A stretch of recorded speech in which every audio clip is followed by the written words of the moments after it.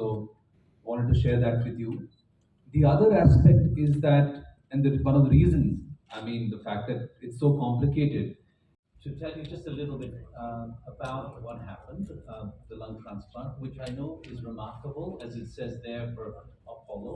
I'm hoping next time we meet. ಇನ್ನೊಂದು ಸ್ವಲ್ಪ ಜಾಸ್ತಿ ಸ್ಪ್ರೆಡ್ ಮಾಡಿ ಸಾಕಷ್ಟು ಜನಕ್ಕೆ ಬೆನಿಫಿಟ್ ಆಗಲಿ, ಸಾಕಷ್ಟು ಲೈಫ್ನ ಉಳಿಸ್ತೀವಿ ರಾದರ್ ಲೈಕ್ ಇವಾಗ ಅದೇ ಯಾವಾಗಲೂ ಅದನ್ನೇ ಹೇಳ್ತೀವಿ, ಇಲ್ಲ ಬರ್ನ್ ಮಾಡ್ತೀವಿ, ಇಲ್ಲ ಅಂತಂದ್ರೆ ಸುಡ್ತೀವಿ, ಸರಿ ಸುಡ್ತೀವಿ ಇಲ್ಲ ಅಂದ್ರೆ ಊಟ ಹಾಕ್ತೀವಿ, ಇವೆರಡು ಬಿಟ್ಬಿಟ್ಟು ಲೈಕ್ ಅಟ್ಲೀಸ್ಟ್ ಇನ್ನೊಂದು ಸ್ವಲ್ಪ ಅದನ್ನೆಲ್ಲರೂ ಯೂಸ್ ಮಾಡ್ಕೊಳ್ಳಿ ಅಂತ. ಇನ್ನೊಂದು ಇವಾಗ ನಾನೇ ಹೇಳ್ತೀನಿ, ನಮ್ಮ ಅಜ್ಜಿಗೆ interstitial fibrosis, I didn't able to offer anything. Most challenging transplants um, in medicine. And you'll hear about the complexity and the reason for that from Dr. Kumar and Dr. Mehta. Marengo Asia, Kaveri Hospitals, and of course Apollo Bangalore, led by Dr. Mehta. All of them came together across the cities in the middle of the night on a holiday. We've had a very important milestone, and I would leave this to the experts to speak about the milestone today and give more details about it. So sit back. An everyday occurrence. There's so many patients that require it, and there is a very good donation rate in Karnataka. And I can't go further without thanking some members which probably have been left out, and the transplant physicians. So getting all that expertise together under one roof is extremely difficult, and we've been able to do that. Second is the kind of patients that benefit from this expertise being available, is again a very challenging clinical condition. People on end-stage lung, with suffering from end-stage lung disease, and to be able to give them a fresh lease of life, I think is very, very gratifying. This particular patient, for example, to have taken time out to be here, I think it's a very important milestone for Apollo Hospitals, Bangalore, and you'll hear more about it from our team of consultants who have pulled off this amazing feat. I'd also like to. No, there's no age limit to donate organs and tissues, of course.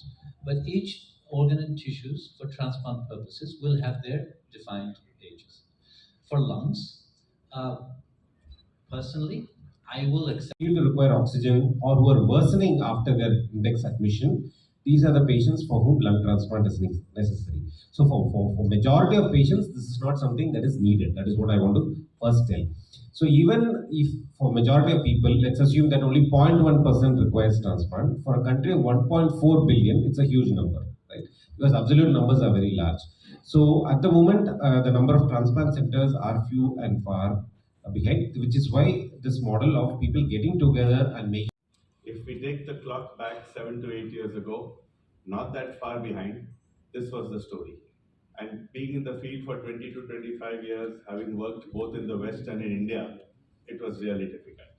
And these ages are not old, ladies and gentlemen. They will go from 25, even 9-year-olds are there right now, young people all the way till the elderly. But what does age matter? Everybody wants life. For each one of us in this room, our life is as important or more important than anybody else. So when we look at it from our side of the health, And the thanks goes out to the entire team. And similarly, there's an army of people that are associated, most of whom aren't even here. And I just want to thank several of them. So Dr. Pradeep there is in charge of the intensive care and anesthesia, and Dr. Anand Subramaniam, the surgeon who is very much part of the complex, he's unfortunately operating at the moment. His entire team of anesthetists, the staff at both Banargata and Seshadripuram also need to be thanked, not least and most crucially the intensive care nurses who really are at the sharp. People to come forward, and it's a journey. ಜೀವನ ಸಾರ್ಥಕತೆಗೆ ಬಹಳ ಧನ್ಯವಾದ. They are working tirelessly day in day out. ಬೆಳಗ್ಗೆ day ಟೈಮಲ್ಲಿ register ಮಾಡ್ತಾರೆ ಪೇಷಂಟ್ಸ್ನ, like night time they coordinate for the calls whenever which has been alert coming from other hospitals. So again thanks to the whole team of Jeevana Sarthakathe. But at the same time ಏನು ಹೇಳಿದ್ರು, like S, Ugadi ಹಬ್ಬದ ಹಿಂದಿನ ದಿನ, like all of us ಎಲ್ಲರೂ ಹಬ್ಬಕ್ಕೆ ತಯಾರಿ ಮಾಡ್ಕೊಳ್ಳೋ ಟೈಮಲ್ಲಿ thing is there is alert come at night, and the lady here and the CEO of Karnataka.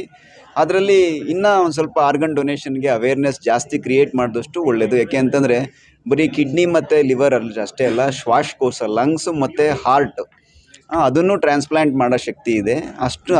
ಅದು ಏನಾದರೂ ಫೇಲ್ಯೂರ್ ಆಗಿದ್ದರೆ ಅದನ್ನು ಫಂಕ್ಷನ್ ಮಾಡೋದಕ್ಕೆ ಕಸಿ ಮಾಡಿ ಟ್ರಾನ್ಸ್ಪ್ಲಾಂಟ್ ಮಾಡೋದ್ರಲ್ಲಿ ಒಳ್ಳೆ ಉಪಯೋಗ ಪಡ್ಕೋಬೋದು, ಲೈಫ್ನ ಉಳಿಸ್ಬೋದು ಅಂತ ಹೇಳಿ. ಯಾವುದೇ ಟ್ರಾನ್ಸ್ಪ್ಲಾಂಟ್ ಇವಾಗೆಲ್ಲ ಏನಿದೆ ಅಂತಂದರೆ ಒಂದು 20-25 ಲಕ್ಷದಲ್ಲಿ ಟ್ರಾನ್ಸ್ಪ್ಲಾಂಟ್ಸ್ ಆಗುತ್ತೆ. ಯಾಕೆ ಅಂತಂದರೆ it's involves lot of expertise.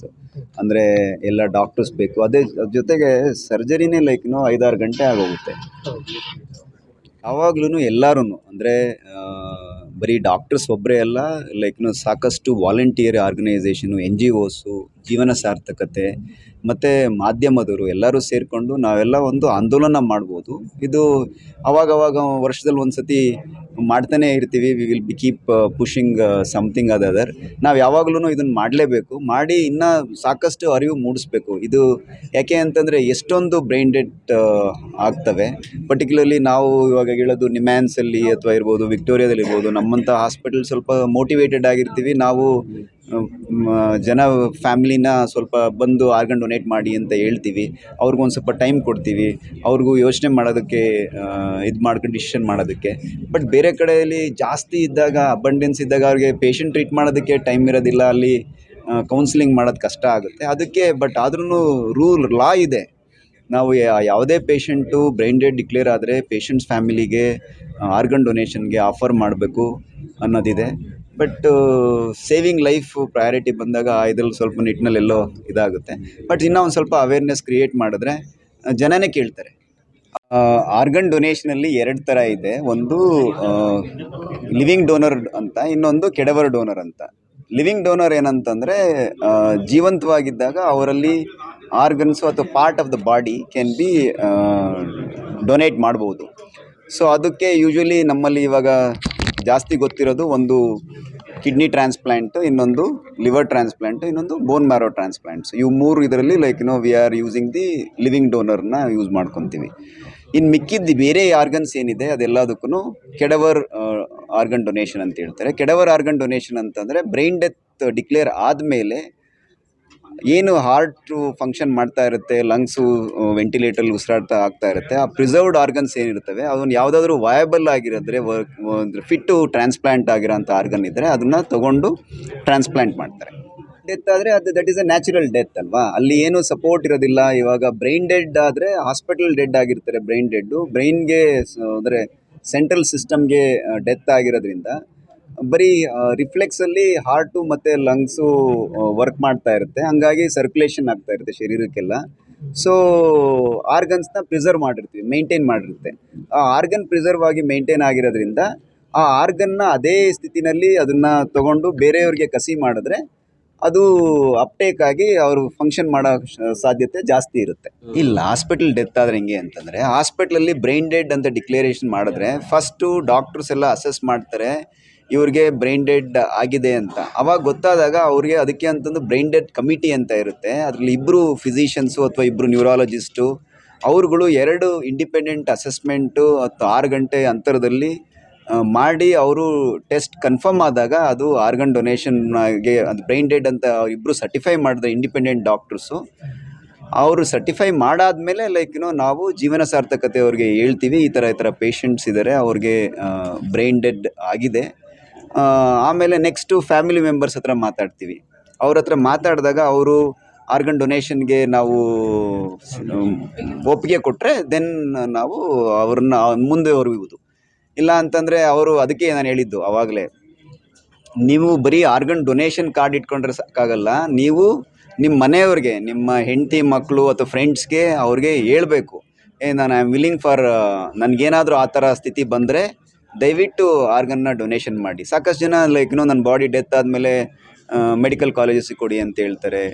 ಇನ್ನೊಂದಷ್ಟು ಜನ ಇದೇ ಥರ ನಂದೇನೋ ಆ ಥರ ಏನಾದರೂ ಸ್ಥಿತಿ ಬಂದು ನಾನು ಬ್ರೈನ್ ಡೆಡ್ ಆದರೆ ಪ್ಲೀಸ್ ಡೊನೇಟ್ ಅಂತಾರೆ. ಕಣ್ಣು ಕಾರ್ನಿ ಎಲ್ಲ ಕೊಡ್ತಾರೆ. ಇವೆಲ್ಲ ನಾವು ಸಹಜವಾಗಿ ನೋಡಿದ್ದೀವಿ.